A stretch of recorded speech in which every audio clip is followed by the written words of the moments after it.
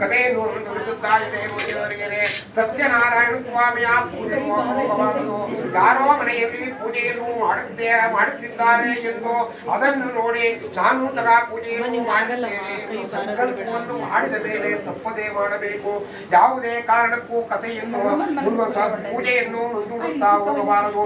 ಅದಕ್ಕೊಂದು ಕಥೆಯನ್ನು ಹೇಳುತ್ತೇನೆ ಕೇಳಿದೆ ಎಂಬುದಾಗಿ ಕಥೆಯನ್ನು ಮುಂದುವರಿಸುತ್ತಾ ಒಮ್ಮೆ ಒಂದಾನೊಂದು ಊರಿನಲ್ಲಿ ಬಹಳ ಜಿತೇಂದ್ರಿಯನು ಐಶ್ವರ್ಯವಂತನು ಆದಂತ ಉಲ್ಕಾಮುಖನೆಂಬ ಒಬ್ಬ ರಾಜನಿರುತ್ತಾನೆ. ಈ ರಾಜನಿಗೆ ಎಷ್ಟೇ ಐಶ್ವರ್ಯವಿದ್ದರೂ ಮಕ್ಕಳ ಭಾಗ್ಯವೂ ಇರುವುದಿಲ್ಲ. ಈತನ ಹೆಂಡತಿಯು ಒಂದು ದಿನ ನದಿ ತೀರದಲ್ಲಿ ಪುತ್ರ ಸಂತಾನಕ್ಕಾಗಿ ತನ್ನ ಪತಿಯೊಡಗೂಡಿ ಸತ್ಯನಾರಾಯಣ ಸ್ವಾಮಿಯ ಪೂಜೆಯನ್ನು ಮಾಡುತ್ತಾ ಇರುತ್ತಾಳೆ. ಆ ವೇಳೆಗೆ ಅಲ್ಲಿಗೆ ಒಬ್ಬ ವರ್ತಕನು ವ್ಯಾಪಾರಕ್ಕೋಸ್ಕರ ಬಂದಂತವರು ನಾವೆಯನ್ನು ನದಿಯ ದಡದಲ್ಲಿ ಬಿಟ್ಟು ಈ ರಾಜನು ಮಾಡುತ್ತಿರುವ ಪೂಜಾ ಸ್ಥಳಕ್ಕೆ ಬಂದು ಆ ರಾಜನು ಮಾಡುತ್ತಿರುವ ಪೂಜೆಯೆಲ್ಲವೂ ಮುಗಿದ ನಂತರ ರಾಜನನ್ನು ಕರೆದು ಕೇಳುತ್ತಾನೆ, ಎಲೆ ಮಹಾರಾಜರೇ, ನೀವು ಈ ನದಿ ತೀರದಲ್ಲಿ ಮಾಡುತ್ತಿರುವ ಈ ಪೂಜೆ ಯಾವುದು? ಇದನ್ನು ಇಲ್ಲಿ ಏತಕ್ಕಾಗಿ ಮಾಡುತ್ತಿದ್ದೀರಿ? ಇದನ್ನು ಮಾಡಿದರೆ ಏನು ಪ್ರಯೋಜನ ಎಂಬುದಾಗಿ ಕೇಳುತ್ತಾನೆ. ಆಗ ಆ ರಾಜನು, ಎಲೆ ವರ್ತಕನೇ, ನನಗೆ ಭಗವಂತನು ಎಷ್ಟೇ ಐಶ್ವರ್ಯವನ್ನು ಕೊಟ್ಟರು ಮಕ್ಕಳ ಭಾಗ್ಯವನ್ನು ಕೊಡಲಿಲ್ಲ. ಇದು ಸತ್ಯನಾರಾಯಣ ಸ್ವಾಮಿಯ ಪೂಜೆ ಎಂದು ಇದನ್ನು ಮಾಡಿದರೆ ಖಂಡಿತವಾಗಿ ಮಕ್ಕಳಾಗುತ್ತದೆ ಎಂಬುದಾಗಿ ನಂಬಿದ್ದೇನೆ ಎಂಬುದಾಗಿ ಹೇಳ್ತಾನೆ. ಆಗ ಈ ವರ್ತಕನು ಆ ರಾಜನನ್ನು ಕುರಿತು, ಎಲೆ ಮಹಾರಾಜನೇ, ನನಗೂ ಸಹ ಎಷ್ಟೇ ಐಶ್ವರ್ಯವಿದ್ದರೂ ಸಹ ಮಕ್ಕಳ ಭಾಗ್ಯವೂ ಇಲ್ಲದ ಕಾರಣ ನಾನು ಸಹ ಈ ಪೂಜೆಯನ್ನು ಮಾಡುತ್ತೇನೆ.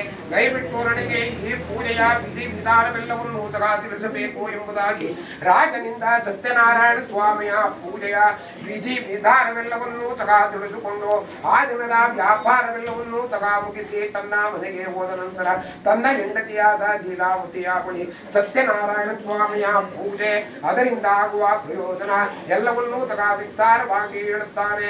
ಆಗ ಆತನ ಹೆಂಡತಿಯು ಬಹಳ ಸಂತೋಷಗೊಂಡು, ಸ್ವಾಮಿ, ಹಾಗಾದರೆ ಈ ದಿನವೇ ಈಗಲೇ ಈ ಕ್ಷಣದಲ್ಲಿಯೇ ಸತ್ಯನಾರಾಯಣ ಸ್ವಾಮಿಯ ಪೂಜೆಯನ್ನು ಮಾಡೋಣ ಎಂಬುದಾಗಿ ಹೇಳುತ್ತಾಳೆ. ಆದರೆ ಈ ವರ್ತಕನು, ಈಗ ನನಗೆ ಸಮಯವಿಲ್ಲ, ಮುಂದೆ ನಮಗೆ ಯಾವಾಗ ಮಕ್ಕಳಾಗುತ್ತದೆ ಹಾಗೆ ಖಂಡಿತವಾಗಿ ಮಾಡೋಣ ಎಂಬುದಾಗಿ ಹೆಂಡತಿಯನ್ನು ಸಮಾಧಾನಪಡಿಸಿ ದಂಪತಿಗಳಿಬ್ಬರು ಸಂತೋಷದಿಂದ ಕಾಲ ಕಳೆಯುತ್ತಾ ಇರುತ್ತಾರೆ.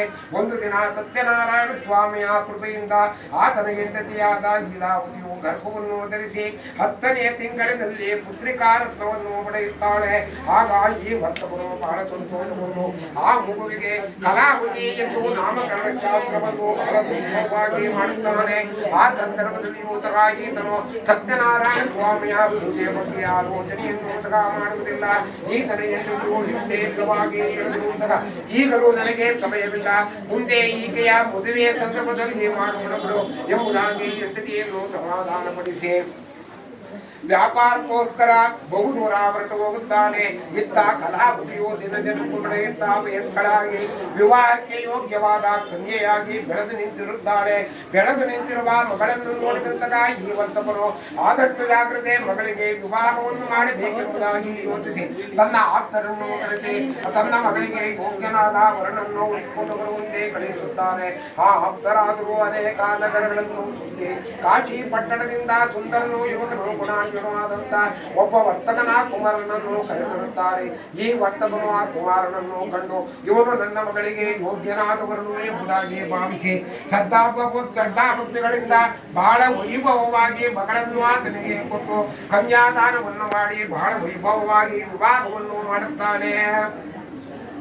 ಆದರೆ ಆ ಸಂದರ್ಭದಲ್ಲಿಯೂ ಸಹ ಈತನು ಸತ್ಯನಾರಾಯಣ ಸ್ವಾಮಿಯ ಪೂಜೆಯ ಬಗ್ಗೆ ಆಲೋಚನೆಯನ್ನು ಸಹ ಮಾಡುವುದಿಲ್ಲ.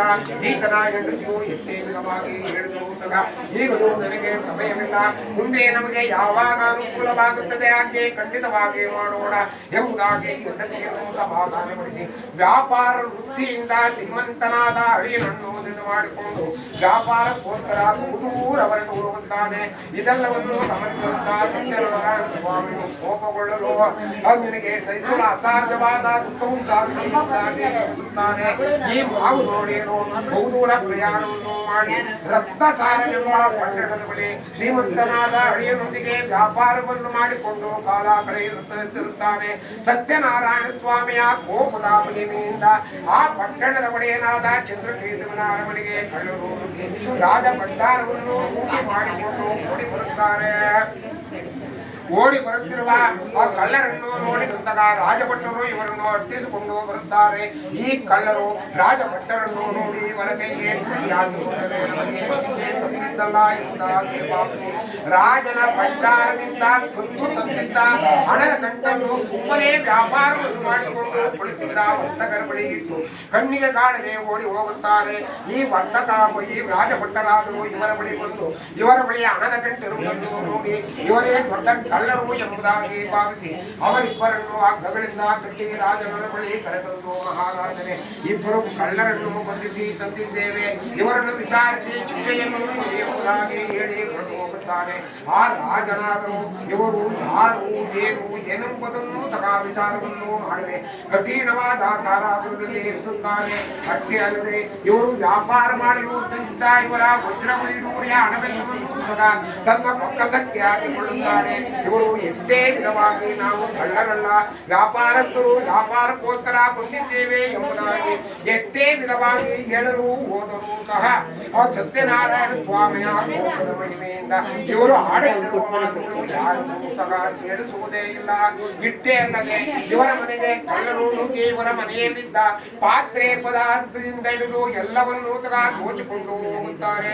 ಇವರು ದೋಚಿಕೊಂಡು ಹೋಗುತ್ತಾರೆ. ಇದರಿಂದ ವಿಧಿವಿಲ್ಲದೆ ಲೀಲಾವತಿ ಮತ್ತು ಕಲಾವತಿಯರು ಆಹಾರಕ್ಕಾಗಿ ಮನೆ ಮನೆಯನ್ನು ತಿರುಗಿ ಭಿಕ್ಷೆಗೆ ಬೇಡಿಸುವ ಪರಿಸ್ಥಿತಿ ಉಂಟಾಗುತ್ತದೆ.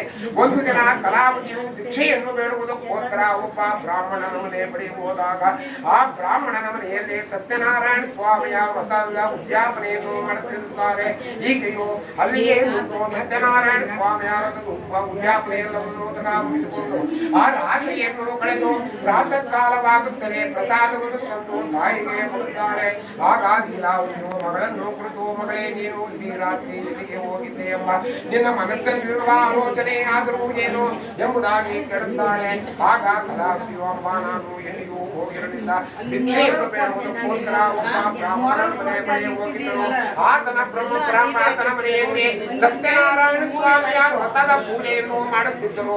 ನಾನು ಅದೆಲ್ಲವನ್ನು ಮುಗಿಸಿ ಪ್ರಸಾದವನ್ನು ತಂದಿದ್ದೇನೆ, ತೆಗೆದುಕೋ ಎಂಬುದಾಗಿ ತಾಯಿಗೆ ಪ್ರಸಾದವನ್ನು ನೀಡುತ್ತಾರೆ. ತಾಯಿಯು ಪ್ರಸಾದವನ್ನು ನೋಡಿ, ಮಗಳೇ, ಹೇಳುವುದು ಸತ್ಯ, ಹಿಂದೆ ನಿಮ್ಮ ತಂದೆಯು ಮಾಡಿದ ಸಂಕಲ್ಪದಂತೆ ನನ್ನ ಸತ್ಯನಾರಾಯಣ ಸ್ವಾಮಿಯ ಪೂಜೆಯನ್ನು ಮಾಡದೇ ಇದ್ದ ಕಾರಣ ನಮಗೆ ಈ ಪರಿಯಾದ ಕಷ್ಟಗಳು ಬರುತ್ತಿರಬಹುದು. ಈಗಲೂ ಸಹ ನನ್ನ ಗಂಡನ ಒಳೆಯನ್ನು ಸುಖವಾಗಿ ಬದುಕಿ ಉಳಿದರೆ ನಿನ್ನ ಪೂಜೆಯನ್ನು ಮಾಡುತ್ತೇನೆ, ನಮ್ಮನ್ನು ಕ್ಷಮಿಸಿ ಕಾಪಾಡಬೇಕು ಎಂಬುದಾಗಿ ಬೇಡಿಕೊಳ್ಳುತ್ತಾಳೆ.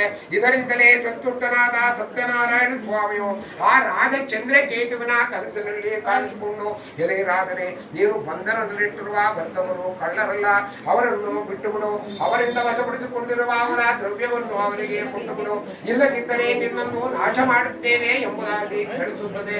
ಇದನ್ನು ಕೇಳಿದಂತಹ ರಾಜನು ಹೆದರಿ ತಡ ಮಾಡದೆ ರಾತ್ರಿಯೆಲ್ಲವನ್ನೂ ಕಳೆದು ಪ್ರಾತಃ ಕಾಲವಾಗುತ್ತಲೇ ಸಭೆಯನ್ನು ಕರೆದು ಸಭಾ ಜನರಿಗೆ ತನ್ನ ಗುಪ್ತ ವೃತ್ತಾಂತವನ್ನು ತಿಳಿಸಿ ಈ ವರ್ತಕರಿಬ್ಬರನ್ನು ಬಿಡುಗಡೆ ಮಾಡಿ ಅವರಿಂದ ವಶಪಡಿಸಿಕೊಂಡಿದ್ದ ಅವರ ದ್ರವ್ಯಾಣವನ್ನು ಅವರಿಗೆ ಮತ್ತೆ ಕೊಟ್ಟು ಕಳಿಸಲು ಎಂಬಲಿಗೆ ಸತ್ಯನಾರಾಯಣ ಸ್ವಾಮಿ ಕಥೆಯ 3ನೇ ಅಧ್ಯಾಯವು ಸಮಾಪ್ತ.